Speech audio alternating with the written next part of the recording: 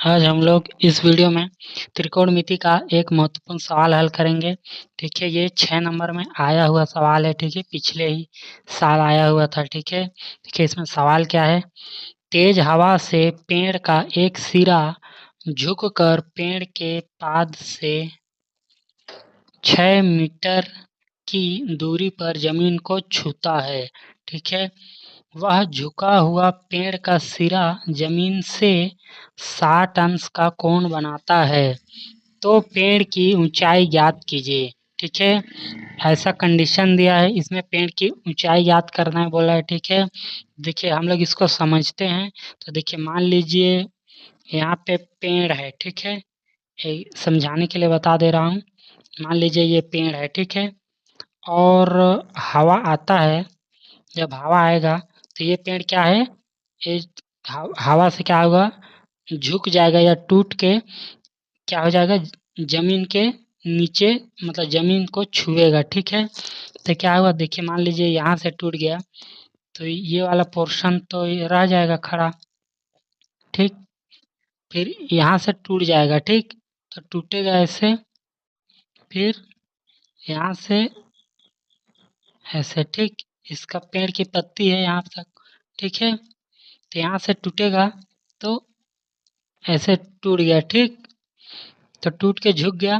तो क्या बोला है, देखिए पेड़ के पाद से 6 मीटर की दूरी पर जमीन को छूता है। ठीक है, तो ये जो दूरी होगी ये 6 मीटर होगी। ठीक, 6 मीटर। और ठीक है, 6 मीटर यहाँ से छुआ है और झुका हुआ सिरा जमीन से 60 डिग्री का कोण बनाता है, तो ये वाला जो कोण होगा ये 60 डिग्री हो जाएगा। ठीक है, तो आप लोग इसको ध्यान से देखेंगे तो ये एक त्रिभुज बन जाता है। ठीक है, समकोण त्रिभुज ऐसे।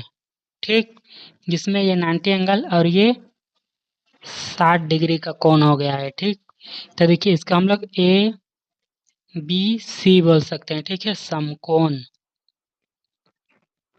तो हमको इसमें क्या निकालना है, तो हमको इसमें पेड़ की ऊंचाई निकालना है, यानी कि ये वाला और ये वाला की लंबाई निकालना है। ठीक है, तो देखिए यहाँ पे ये क्या होता है, ये तो कर्ण होता है। ठीक है, और ये लंब होता है, और ये वाला क्या होता है, आधार होता है। ठीक है, तो ऐसे ये भी होगा, ये लंब हो जाएगा, ये कर्ण हो जाएगा और ये आधार हो जाएगा। ठीक, तो हम लोग इसमें क्या लिखेंगे, तो हम लोग यहाँ पे लिखते हैं हल। ठीक, हल इसमें क्या होगा,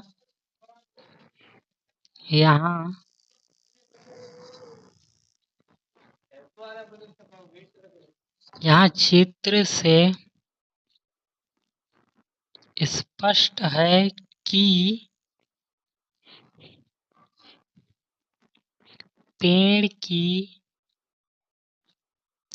लंबाई बराबर, ये क्या हो जाएगा, लंब प्लस कर्ण हो जाएगा। ठीक है, लंब प्लस कर्ण, या इसका क्या बोल सकते हैं, ए बी प्लस ए सी, या ए बी प्लस ए सी। ठीक है, तो ये हो गया।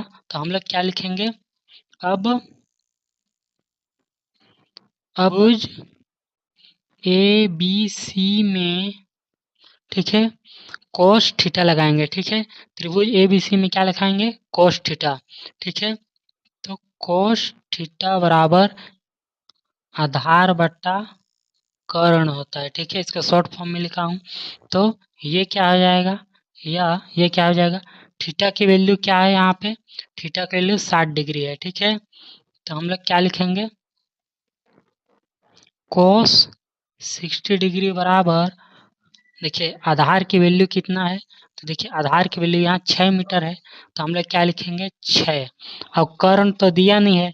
ठीक है, तो उसको हम लोग ज्ञात करेंगे। ठीक है, तो कर्ण हो जाएगा। ठीक, फिर यह देखिए cos 60 डिग्री की वैल्यू क्या होती है, तो देखिए cos 60 डिग्री की वैल्यू हम लोग पढ़े हैं, cos 60 डिग्री की वैल्यू 1/2 होता है। ठीक है, त्रिकोणमिति टेबल में। तो हम लोग यहाँ क्या लिखेंगे, 1/2 बराबर 6 कर्ण लिख देंगे। ठीक है, या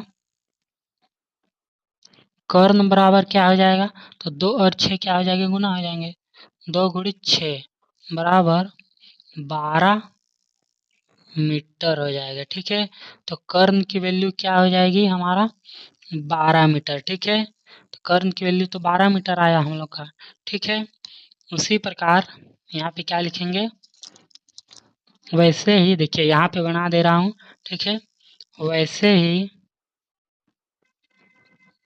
ही हम लोग क्या लगाएंगे, त्रिभुज ए बी सी में tan थीटा बराबर क्या हो जाएगा, tan थीटा बराबर हमारा क्या होता है, लंब बटे आधार होता है। ठीक है, तो देखिए tan थीटा फिर यहाँ क्या हो जाएगा, या देखिए थीटा की वैल्यू क्या है यहाँ पे 60 है, तो tan 60 डिग्री बराबर, देखिए लंब की वैल्यू तो दी नहीं है। ठीक है, तो हम लोग उसको ज्ञात करेंगे, तो लंब बटे आधार बराबर क्या है हमारा 6 मीटर है, तो यहाँ लिख दूंगा 6, या इसको क्या लिख सकते हैं, देखिए tan 60 डिग्री की वैल्यू क्या होती है, तो हम लोग टेबल में पढ़े हैं tan 60 डिग्री की वैल्यू क्या होती है, करनी 3/1 होता है। ठीक है, तो मैं इसको करनी 3 लिख दे रहा हूँ। ठीक, बराबर लंब बटा 6।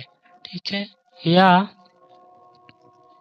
लंब बराबर क्या हो जाएगा हमारा, देखिए 6 और करनी 3 गुना हो जाएगा। ठीक है, तो करनी 3 गुणित 6, या ये क्या हो जाएगा 6 करनी 3 हो जाएगा। ठीक है, तो ये लंब की वैल्यू आ गई। ठीक है, तो देखिए इतना मीटर हो जाएगा। ठीक है, तो देखिए हम लोग कर्ण की वैल्यू निकाल लिए और लंब की वैल्यू निकाल लिए। ठीक है, अब हम लोग क्या देखे हैं, यहाँ पे हम लोग लिखे हैं पेड़ की लंबाई बराबर क्या है, लंब प्लस कर्ण। ठीक है, तो यहाँ कर्ण निकाल लिए हैं और यहाँ लंब निकाल लिए हैं। ठीक है, तो इनको जोड़ना है। ठीक है, तो देखिए अब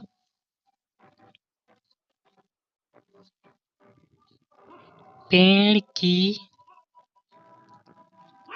ऊंचाई बराबर क्या हो जाएगा हमारा, लंब प्लस कर्ण हो जाएगा। ठीक है, तो लंब की वैल्यू कितना है, तो देखिए 6 करनी 3 है, 6 करनी 3 प्लस कर्ण की वैल्यू 12 है। ठीक, तो ये लिख दिया। अब इसको जोड़ूंगा। ठीक है, तो देखिए 6 करनी 3 प्लस 12 है, इसमें से 6 कॉमन निकाल रहा हूँ। ठीक, तो यहाँ से 6 कॉमन निकल गया, तो अंदर में करनी 3 प्लस यहाँ क्या हो जाएगा 2 हो जाएगा। ठीक है, फिर 6 दूना 12, तो देखिए इसमें जो हमारा जो आंसर आया है क्या आया, 6 करनी 3 प्लस 2 मीटर हो जाएगा। ठीक है, तो यही इसका क्या हो जाएगा, उत्तर हो जाएगा। ठीक है,